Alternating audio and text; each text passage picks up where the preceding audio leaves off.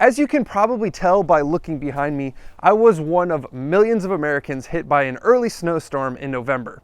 And with snow comes salt, and of course with salt comes rust. On this episode of Eat, Sleep, Drive, I'm going to show you what I'm doing to prevent rust on my beloved 100 Series Land Cruiser. Oh yeah.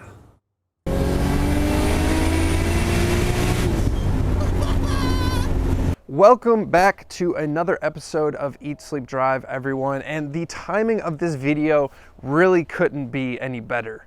As you can see, there's a bunch of snow in the background. We just got hit with, I say a bunch of snow for the area this early. It's certainly not by any means a blizzard, but when there's snow on the ground, that means there's salt because they're salting the roads to prevent icing and all that stuff. And salt turns into rust, or turns your car into rust, unfortunately. Now, I purchased this car from the South because I grew up in the North working on Northern cars, and they were all rusted piles of shit, and it was awful to work on them. So I said, no more, I will not do that. This car's from the South, and I need to keep it looking like it's from the South by at least slowing down the process of rust. There's really no way to completely prevent it if you're driving a car in the North, in the winter when there's salt on the ground. We're trying to prolong the life of this thing and just really slow it down as much as possible. So that's what we're going to be talking about today. Now, there are a lot of ways to help slow down or prevent rust. The first way is to just not drive your car in the winter, of course. That's the probably most obvious way, and something like my Evo will never see the road during the winter because the metal on that car is horrible. Mitsubishi used really poor quality metal and they just rust out terribly. So no matter what kind of protection I put on there, it's not going to end up good. I'm just not going to drive in the winter. Now this car, my Land Cruiser, I would like to drive in the winter, so I need a way to slow down the process of rust. And as I mentioned, there are ways, like if you buy a car new, you could do things like fluid film or wool wax. If it already doesn't have any rust whatsoever, you can protect it with some sort of coating and it will do a pretty good job. Now, what about in my case? This car is 12 years old, and despite being from the Texas, Oklahoma area, I did drive it last winter in the salt and northern winter up here, and I am starting to see a little bit of surface corrosion on the frame of the vehicle. So I'm going to not do the fluid film or wool wax stuff because I want to stop the current rust that has started and then protect it going forward. And that's where I think most people are going to fall with this. Now, if you have a much rustier car, you're going to want to watch a different video. You're going to probably want to go with something like POR 15 that's more aggressive, and it's going to take a lot more work. But if you have a car that is generally relatively rust-free, but you're starting once again to get some surface rust and stuff, this is going to be a perfect video for you. Now, what did I go with as far as product-wise? I went with this Eastwood chassis restoration kit, I think is what it's called. I'm not affiliated with Eastwood in any way. They're not sponsoring or paying for me to make this video, but I've used their products in the past and had good success, and they've been around for a long time, so I think they know what they're doing. Now, they had like a 3-piece kit, and I've turned it into like a 5-step process, and that's what I'm going to show you guys today. I'm going to show you the process that I used to get the results that I did, and also give you guys some tips along the way that I wish I would have known when I started. So let's dive into getting this thing protected. Since we're going to be using aerosol cans for the application, get yourself a paint respirator and some goggles. As mentioned earlier, I use the Eastwood chassis restoration kit that comes with 3 things. First, rust converter. This converts any existing iron oxide, or rust, into a paintable surface. Second is rust encapsulator. As the name suggests, it stops rust from spreading. And third is the chassis black, which is referred to as a top coat since it provides the most durability from corrosion, chips, and scratches. But before we do any of that, we have to get the undercarriage clean. The success of any paint project really starts with the prep work, and that leads me to my first tip.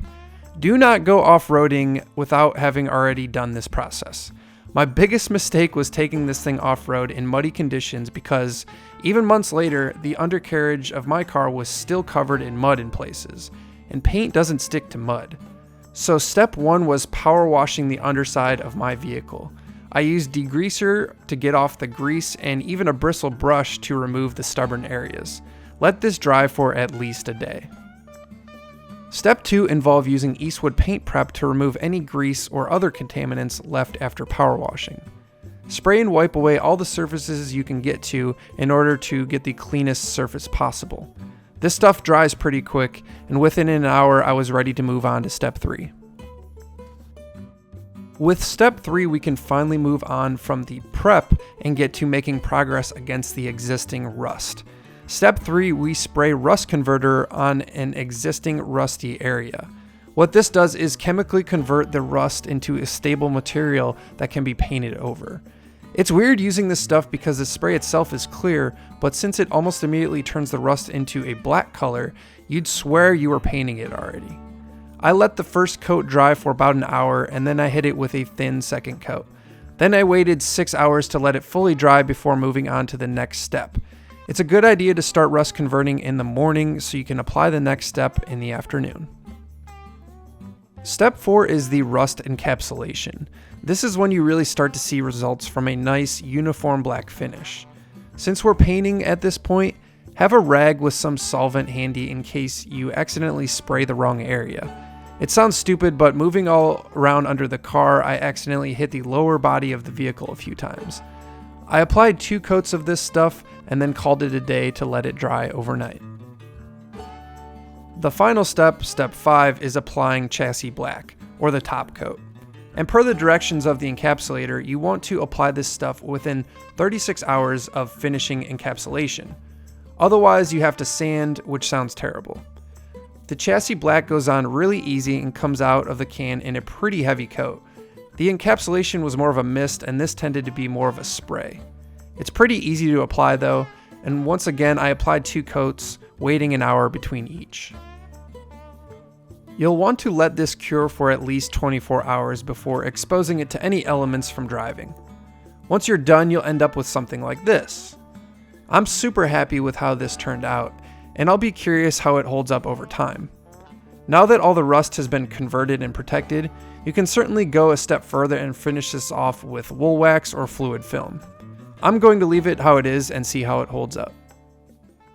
Well guys, that's it. Thanks for watching the video and let me know what you think in the comments below. The big thing with this whole process is that it looks great now, but I'm going to revisit this in a year and going forward as to how well it protected the car, because the test of time is really the only way that we're going to be able to prove if this was a good idea or not. So I will update you guys in the future on how this is doing and show you basically how well this kit has held up. So follow me on Instagram or subscribe to the channel if you want to be up to date on that kind of stuff. Eat Sleep Drive TV on Instagram, and of course, like I said, leave me comments below if you have any input on basically what we did here today, and I appreciate you guys watching. As always, we'll see you on the next episode of Eat Sleep Drive. See ya.